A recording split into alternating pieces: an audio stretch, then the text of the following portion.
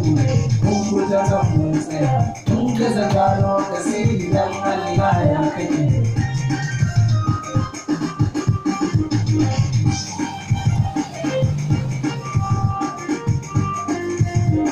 Da sunan sanyi Ubangiji Allah mai rika, kai na saka fara ke makamun kuce haka, shiga iko maka, sai kwamfai maka, na san na kai haka, kana masa shi ne dalilin da nake magi.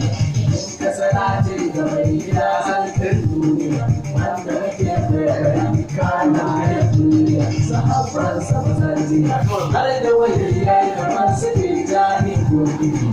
Tare da maraba mutum dimin Allah, shaka sale na Allah, da babu kabilar, na wani magana da shigar sai mutumin manje gun Allah, shaka baradi wasu mana kada da kwanci, mun zo gaskiyar mai, shaka ba aikata caji, sai mun kai gere, domin kone muke rabon faskauce sama, duka wani ne mai da karkare sai ya sallama. Kai shi gurin Fatima, kuma gidan Rahama, da ke ai amlama. Salamu ala ya faruwar farko Muhammad, salamu ala ya gurin Kusiri Ahmad, Allah ya wani da dalilin wasu.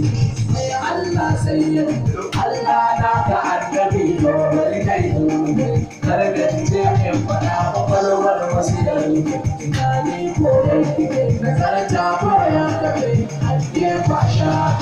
Allah ya doka sai gidan Allah ya kake, Allah wai alim da lallan haka ne kake, cikin Allah kai kake, motsin ka shi ne kana shirtin kake, na Allah ya Muhammadu ya yawon kake, na shi ta shi a kai ya haka dai lamari kake, har kai shi ta yake, na yi lamari kake, shi kai haka dai yake, har kai ya fita